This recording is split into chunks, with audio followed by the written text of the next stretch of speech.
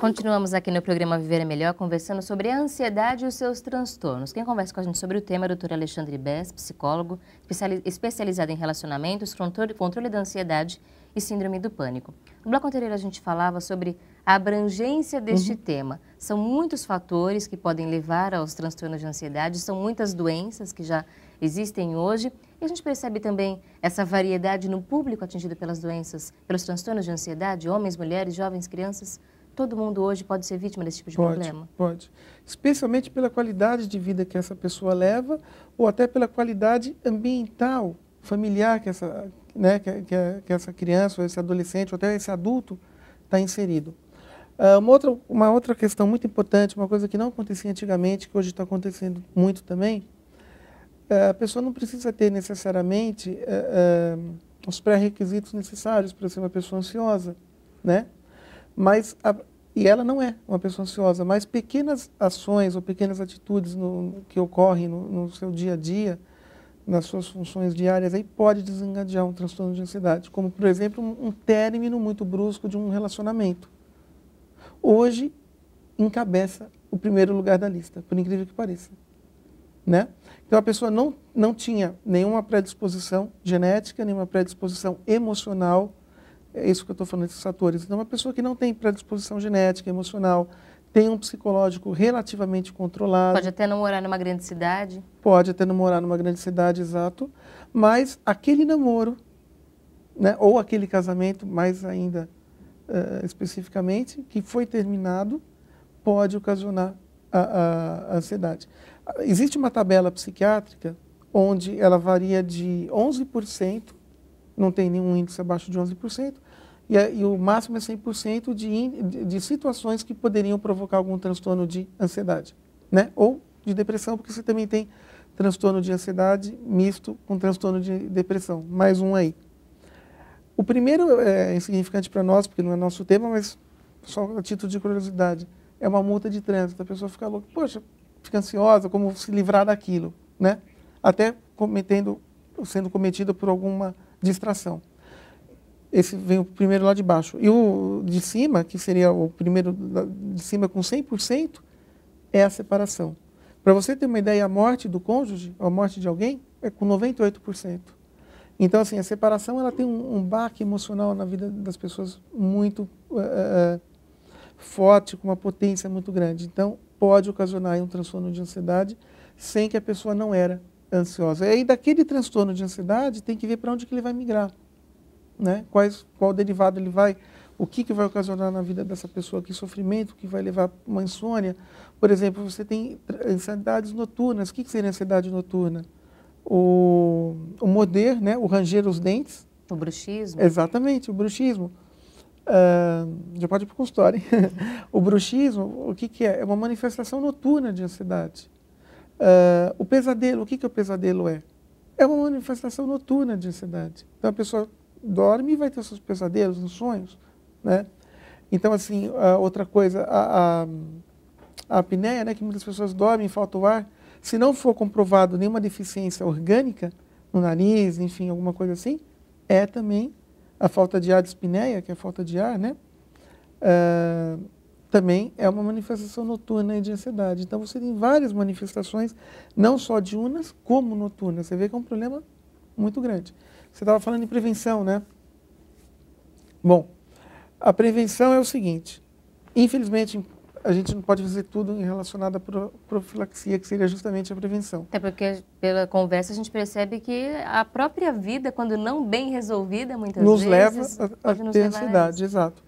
Agora sim, Camila, pessoas que estão em tratamento de psicoterapia, né, seja com psiquiatra, ou seja com psicólogo, ou até com psicanalista, pessoas que têm a sua saúde emocional, a sua saúde mental mais controlada, vamos dizer assim, têm menos chances de padecer por problemas motivados pela ansiedade. A relação direta entre depressão, ansiedade, angústias, insatisfações pessoais e os transtornos de ansiedade. Isso. A angústia, na realidade, muitas pessoas não sabem direito o que é angústia. A angústia é o sinônimo de ansiedade, só que com uma pequena diferença. A angústia é a expressão física da ansiedade. Tem aquela sensação de aperto. Exatamente, exatamente, correto. A ansiedade está ligada ao mental. A angústia seria a manifestação da ansiedade no físico, que é geralmente, em 90% dos casos, o aperto no peito, aquela sensação de dor, alguma coisa assim, ou de um mal-estar em geral, e nos restantes 10%. Né? Agora, é um transtorno muito cruel, que faz a pessoa sofrer muito, e essas pessoas que estão aí dentro das suas especificações de trabalho, vamos dizer assim, dentro do parâmetro da normalidade, são pessoas que conseguem lidar mais com a ansiedade, pessoas menos sentimentais sofrem menos. Então conseguem lidar um pouco mais com a ansiedade de uma maneira melhor. Não é que isso vá salvá-las de ter um transtorno de ansiedade, mas pode aí ser também passível de ocorrer. Ginástica é muito importante, atividade física, seja ela qual for. Não importa se seja uma luta, não importa aí se seja uma dança, corrida, ou uma própria musculação. Hoje em dia nós temos muitos recursos, apartamentos, mesmo apartamentos simples, tem no seu condomínio uma mini academia, ou tem uma área grande, né? A gente vê muito isso em comercial de TV, lançamento em tal lugar, não sei quantos mil metros quadrados de área verde. Vai andar, porque além de fazer bem para todo o organismo, colesterol, glicemia e tudo mais, todos os outros problemas que devem ser vai combatidos. fazer bem para a ansiedade também. E acredite, faz um bem enorme, enorme. Então, a atividade física é muito recomendada, muito. Trata de atividades de lazer ou de arte, por exemplo, música, pintura, a religiosidade? Muito, não tenha sombra de dúvida nenhuma. Atividades de lazer e atividades como pintura, música, arte, também está ligada ao sentimentalismo e está ligada à sua alma. Então, vai te dar um pouco mais de prazer e você vai começar também a poder lidar com essa ansiedade de uma forma melhor, ajudando sempre como um tratamento coadjuvante no tratamento aí da ansiedade. Você falou atividade religiosa. Religiosidade também. Muito importante também, um fator muito menosprezado nos dias atuais, né, que a gente entende dessa maneira. Não importa, acho que qual religião que a pessoa tenha, mas eu acho que tem que ser sempre, tem que ter Deus dentro do coração, sempre, né?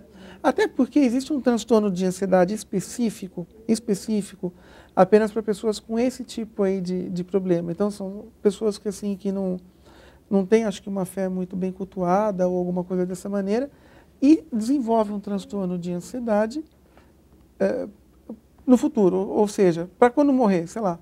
Então, assim, exercendo a sua religiosidade, eu acho que esse... É um caminho também para conseguir manter esse equilíbrio. Exato. Vai diminuir bastante resolvendo. Isso, certíssimo. Agora, atividades também relacionadas com amigos e o manter-se ocupado ajuda muito a diminuir o transtorno de ansiedade, tá? Isso ajuda muito. Por quê? Porque você vai manter a mente ocupada.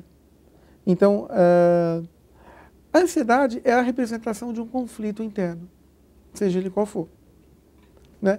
A insegurança com relação a alguma coisa que a gente não consegue controlar muito bem. Exato. Então, o que acontece? Esse conflito interno, ele vai se tornar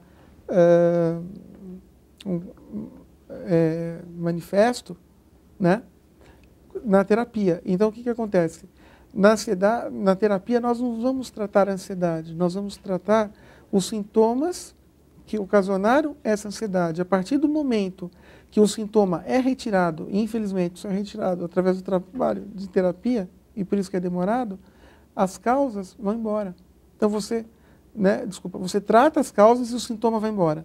Na verdade, você não trata o sintoma, você trata as causas. Exato. E aí aquele sintoma, porque a ansiedade é um sintoma, né? O que eu falei, um medo, uma preocupação relacionada ao tempo futuro, sempre na questão da expectativa. E aí você tratando tudo, essas suas inseguranças, todas essas suas causas, o sintoma vai embora e a ansiedade simplesmente, do mesmo jeito que ela veio, ela desaparece, sem segredo algum.